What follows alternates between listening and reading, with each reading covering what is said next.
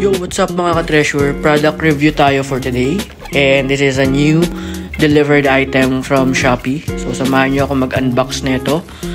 And kita nyo naman may sira agad yung box pagkabukas natin. Pero this is a display spinner. And let's review this. Let's check it out. There you go. So, the box is already open. It's also damaged. Pero, mura lang naman yan. So, ang after lang talaga natin dito will be the quality.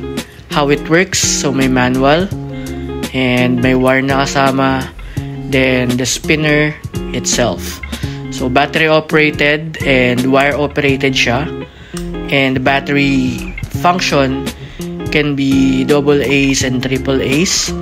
So, ayan yung slot din for the wired. And let's go and check kung paano siya magpa-function. So let's plug this up. So I already plugged the spinner. Let's try this Naruto Funko kung kaya niya. And yo, medyo okay naman.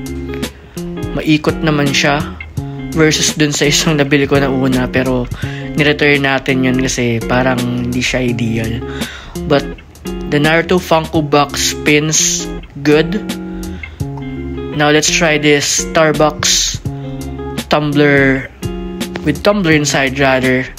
Okay din naman yung spin niya. And one of our biggest box right now ng Funko, the Byron Mode Naruto Funko. Okay din naman talaga siya. There you go. So, overall, damage lang yung box pero maganda. Yun lang naman for today. See you guys later. See ya.